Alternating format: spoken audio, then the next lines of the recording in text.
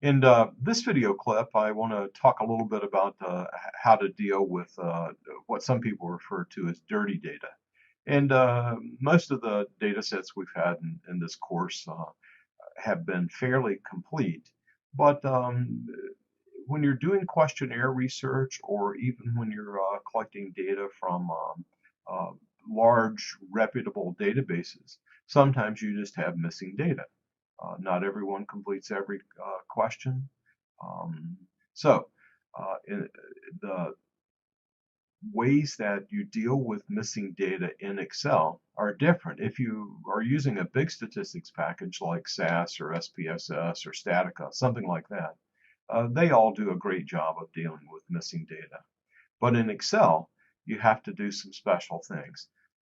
Either the routines will not run at all with missing data, or if they run, you get incorrect results a lot of times. So what we're going to do with this video is just look at a couple of fairly simple things that you need to consider in dealing with missing data. So one thing is, let's say that I have these three variables: in-state tuition, room and board, and book cost, and I just want to create a new variable, and just I'm going to call it total cost. So I'm going to insert a column there, and I'm going to label that total cost, let's say. And total cost will be the sum of those three things. So I'm going to use the auto sum feature and sum A2 through C2. And then I'm going to get the little handlebar there and click it down. And this is a fairly, there are a lot of observations in this data set. A lot of colleges. This actually represents colleges and universities. And I think there are close to 1,000 observations, 970 something. So if we calculate total cost like that, as you would notice there for the first one, it is the sum of A2 plus B2 plus C2.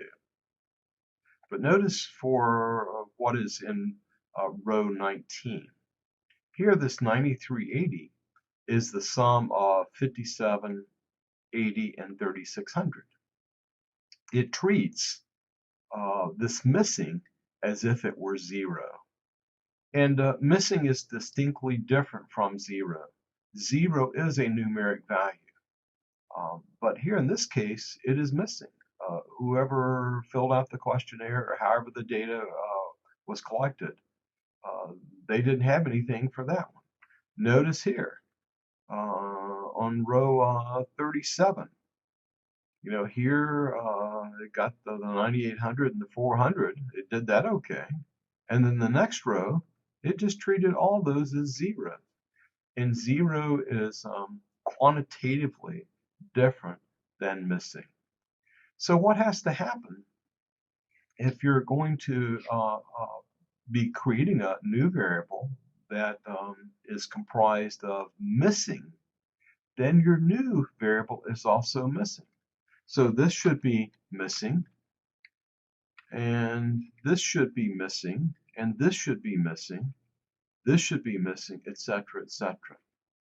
So the best way to do that, let me see if I can back this up quite a bit. Yeah, okay.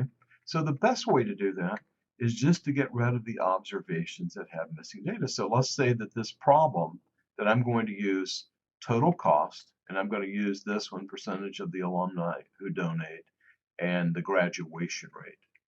So what I'm going to do before I calculate this total cost is I'm going to get rid of the missing in here. And an easy way to do it, I could just eyeball it and go through and delete these various rows. But with big data sets, that's fairly tedious and can be time consuming. So what I would recommend is that you select the whole sheet, that little tab there, and that you go over here to the sort, and I'm going to tell it custom sort. And my data has headers. I have labels in that first row. And then I'm going to sort by, well, the first thing I'm going to sort by is the first variable. And what this is going to do is that it's going to throw all the missing for that first variable at the end. So when I run that, and I down to the very end, well, I did have quite a few there that were missing. So I'm just going to select all those rows and I'm going to delete them. And then what I'm going to do is I'm going to go back up and I'm going to select that worksheet again. And I'm going to sort. And I'm going to sort by the second variable, our room and board cost. And it will throw all those missing room and board cost at the end. And there are quite a few of those. This is actually real data, not stuff I made up. So right here, I'm just going to delete that. So that gets rid of all the observations that have missing room and board cost. And then I'm going to go ahead and do the same thing. I'm going to sort. And again, it was at my data has header. So now I'm going to sort by the third variable that I was going to total. And that was book cost. Now let's see. Yeah, that was book cost. And let's see if I'm missing any book cost. That's in that third column. So yeah, I'm missing some with book cost. So I'm going to delete that.